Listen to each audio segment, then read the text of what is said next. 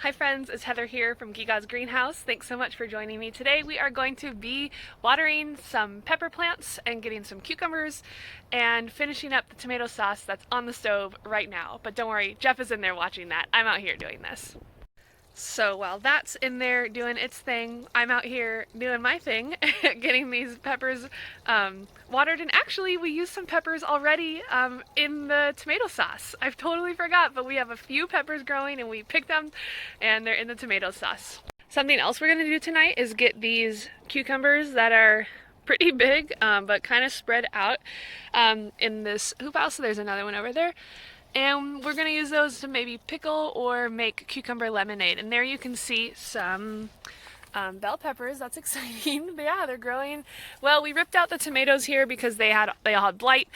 And you can see that these peppers are doing okay, but their leaves look pretty wilty and stuff. So we're making sure we get a good water in on them tonight. And then we're going to try to take care of some of the pests that are around because we really want to make sure that we get these peppers. So tomorrow morning, Jeff is going to take some neem oil, which we realized could be a solution for this, and apply it for that. But we wanted to water them beforehand, so here we are tonight. It's a gorgeous sunset in Redwood country, and here's what the hoop house is looking like.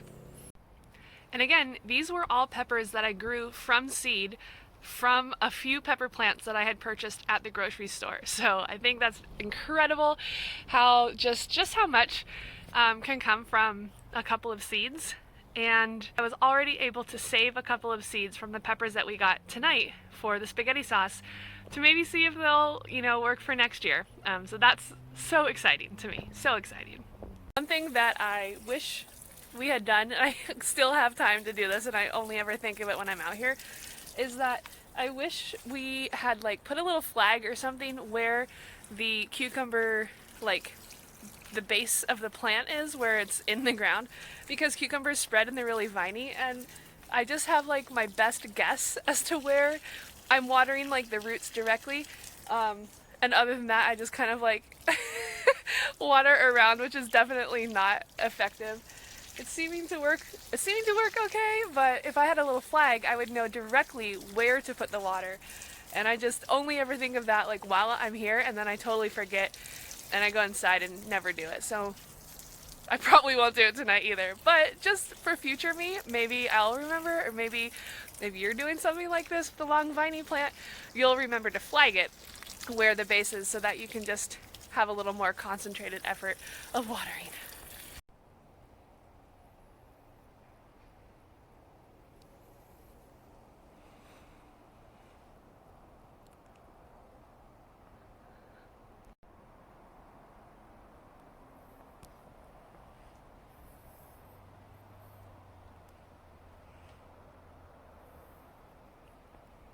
Okay, let's see what we have. Here's a good one. Let's go ahead and clip that. Put it in the basket. One. Where else? I'm on the other side now, so wherever we saw them the first time is backwards. Okay, here's another one. Let's get that. Oops, let's see. Nice. Hooray! Add this to the basket. Oh, here's a couple pickling ones. We're gonna get these now because, again, Jeff is gonna be spraying that, or I don't know, putting that neem oil stuff on, and we don't really know kind of how that's gonna affect things, so we're just gonna get all of this stuff now because we can.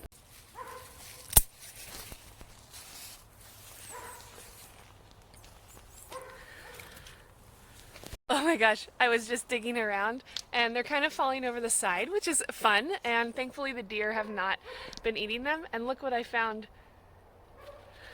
Wow, just hanging off the side. So we're definitely gonna get that one here. Add it to the basket.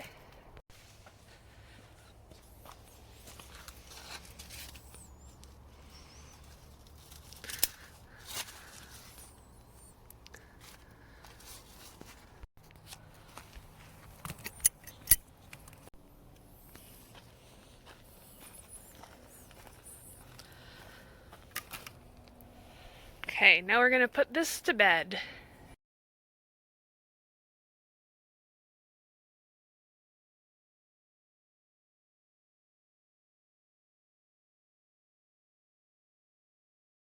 I also wanted to show you some of the fruit trees that are coming on.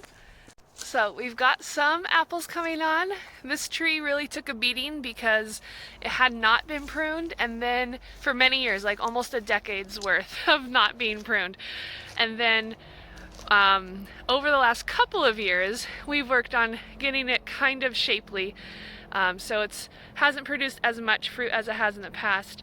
Down there, that's an apple tree, and that's also an apple tree, and they're kind of coming along. Oh, isn't that sunset just gorgeous? I just love that sunset. And then we come up here and we've got some pears. The deer can reach all the way like up to here. So where all of this is where the deers can't reach and where the raccoons and squirrel have not yet reached. So hopefully we'll be able to get in there and get some ourselves. It looks like if we can get them, that would be good. A good harvest. We got all of these purple plums. We made fruit leather and jam and just froze a bunch. And then over here, we've got more pears.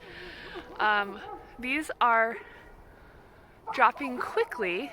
Oh my gosh, what is that? Is that a dead bird? What is that? Oh, I think it's just a dead leaf. Okay.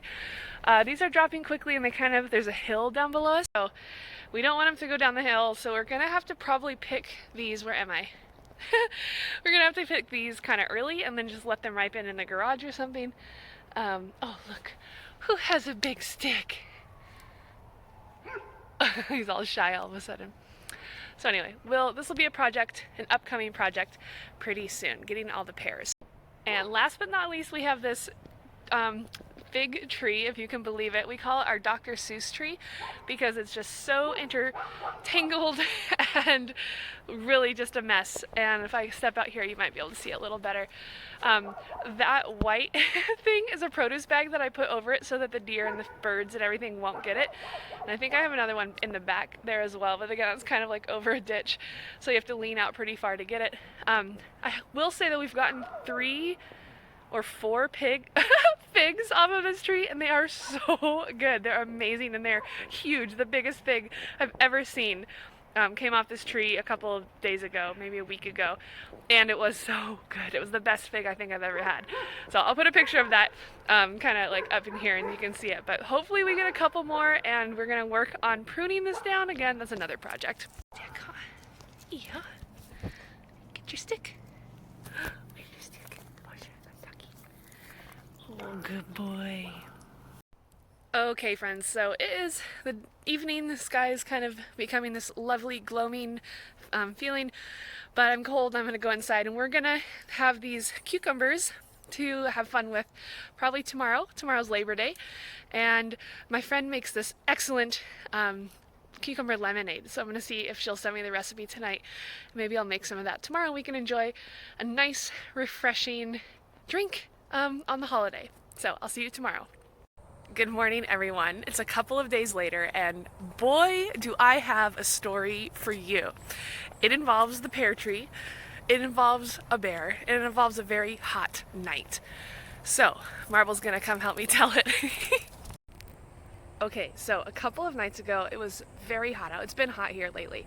I'm in Northern California, zone 9B-ish.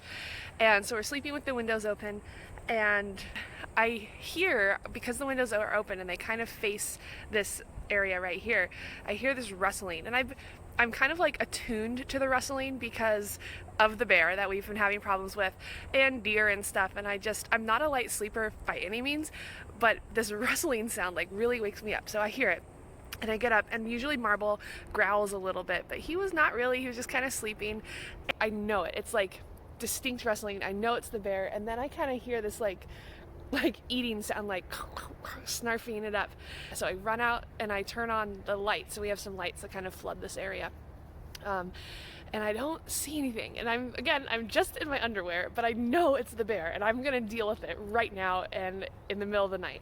And so then I turn off the light and I thought maybe my eyes would adjust, and they didn't quite adjust. So I did run in, put on a t-shirt, came out, and I come out onto the deck, and the deck kind of faces this side of the house. And so I just start clapping my hands, and I clap my hands and I say, hey! And then the wrestling stops, and then I know for sure it's this bear. Well, I'm really hoping it is and not something else, but what else would it be? So I come all the way to the edge of the deck, and I'm like clapping and stomping, and I'm just like, hey, get out of there.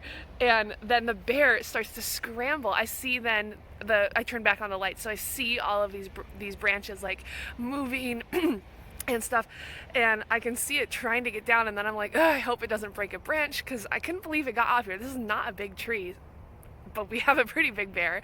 And so then I see its paw start to come down this side, I'm pointing back here, this side of the tree, just like at once. And I'm still yelling, and I'm just like still in my underwear, just like shouting at this bear. And it starts to climb out, and then it does, and it finally runs away. And I was just like, what? I can't believe that just happened. And when I ran in to get my shirt, I woke Jeffrey up, and I'm like, something's getting the bears. I just felt like such a, I don't know, I was gonna go protect the bears at all costs. So I wanted to show you the damage. It's not damage at all, it's just some claw marks, and I think that's kind of exciting. And strangely enough, I feel like it didn't really even take that many pears, so I think that I got it in time. And actually, this all happened just the day after my last clips that you just saw, when I was showing you all the pears and how everything was going so well. And then that night, the bear struck, and I was like, oh my gosh. And then a couple of nights later, so it's maybe been like 4 days since then, so maybe, I don't know, not the next night, but the night after, I was on the couch and it was late, and Marble started growling, and I looked out. We had left the downstairs light on, so I went and turned that out. And then when I came back up, I saw the fig tree rustling, and I thought, there is no way the bear is in that fig tree, because it's all spindly and just not substantial. And it turns out that I look, and there were two, well, I'm like really close to the camera.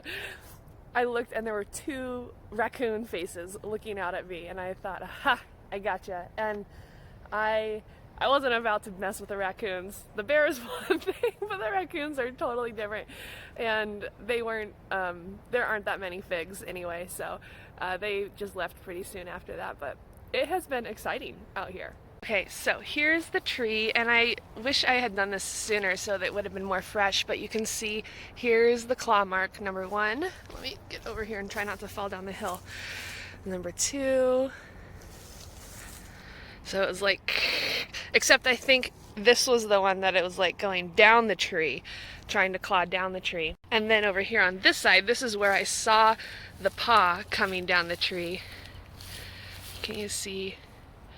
It was like this. So not too bad, actually. And we still have a fair amount of pears.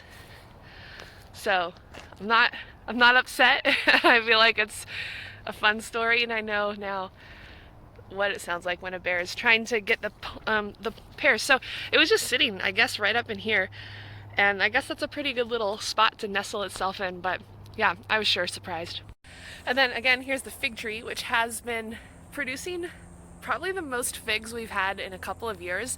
And again, I think it's due to all of the work that Jeff's been doing, cutting down other trees that are behind it, so then we can get to the fig tree to prune it. It's going to be a multi-year process. I put a picture of this on our local Facebook permaculture gardening page, and I was like, please help. What do we do? How do we tame the beast? And everyone just like laughed, basically. They're like, wow, I've never seen a tree like that before. Good luck. And I got like 5 or 6 comments like that. So we're just continuing to try to shape it and prune it every year, but it did produce some amazing figs. And I think that these types of figs, I think they're called Desert King. They're the green squishy kind, and we're kind of coming down to it. I don't think we'll get any more, but after the raccoons came, they had ripped off one of the ones that I had enshrined in a produce bag so that the birds wouldn't get it. And I saw that bag on the floor. So then the last one that I had in a bag, I just picked yesterday and ate and just had a little delicious snack. So there's that here. We'll see if we get some more. You can see here that there is some budding. Oh, there's a little wish fairy. I wish that the raccoons and bears won't get our fruit. There's some here, there's a bunch up here, and I don't know, it's kind of late in the season right now, so I don't know if those will come to fruition or whatever, but they're there, so this is way more than before. Right, Marble? Right, little dog?